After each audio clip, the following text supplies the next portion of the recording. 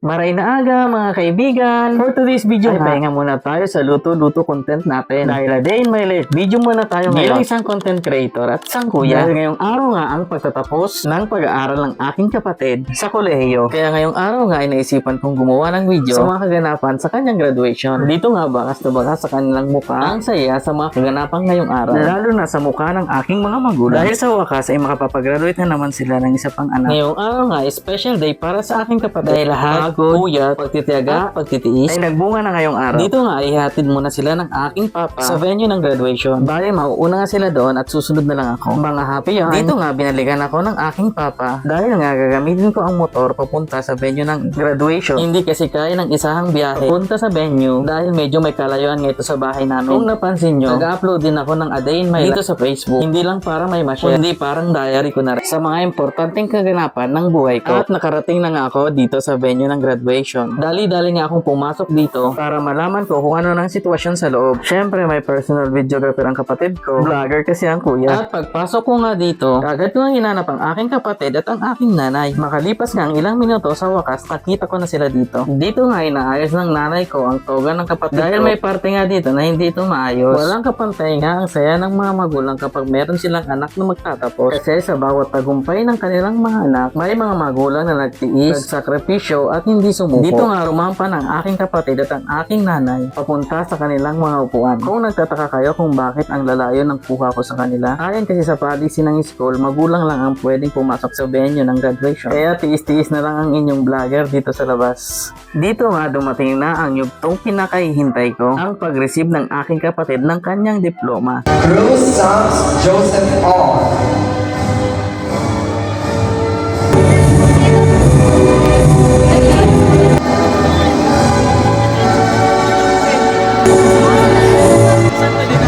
Daigo Marvin Joshua P.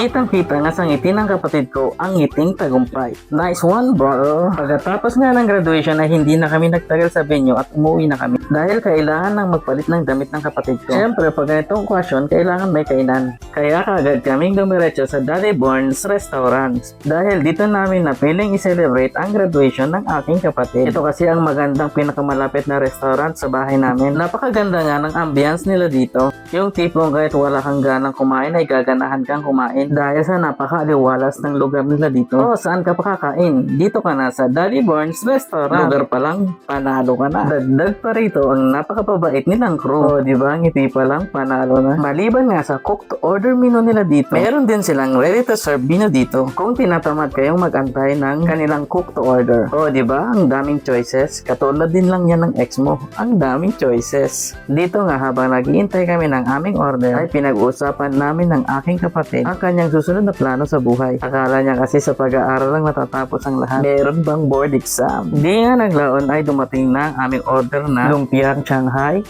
pork kare-kare, nilagang baka, at buttered chicken. Nakakatuwa nga dito dahil ang bilis lang nilang iserve matapos mo itong mga orderin. Una ko ang binanatan dito ay ang kanilang lumpiang Shanghai at napakasarap nga nito. Isinunod ko naman ang kanilang pork kare-kare. O kita nyo, texture pa lang, mukhang masarap na. Siyempre hindi na natin papatagalin at titikman na natin ito. Solid na solid nga ang kanilang pork kare-kare dito kahit hindi mo nalagyan ng bagoong, talagang masarap na. Sunod na naman nga natin tikman ang kanilang buttered chicken. Panalong panalo din nga talaga ang lasa ng kanilang buttered chicken dito. At hindi rin natin pinaligtas ang kanilang nilagang baka. Napakalambot nga ng karne ng kanilang nilagang baka. At ang sabaw, sabaw pa lang, ulam na.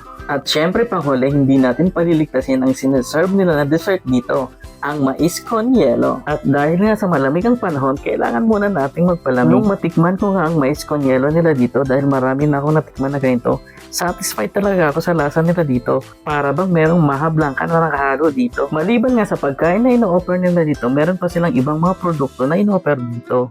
Tulad ng pansit bato, suka, pili nuts, sesame balls, sweet tamarind, chili oil, rice coffee, at marami pang iba. Perfect nga ang mga produktong ito na pampasalubong. Kaya ano pang hinihintay nyo? Punta na kayo sa Daddy Born's Restaurant, located at Zone 7, San Vicente, Batuca, Marinisur. Malapit lang sa Shell Gasoline Station.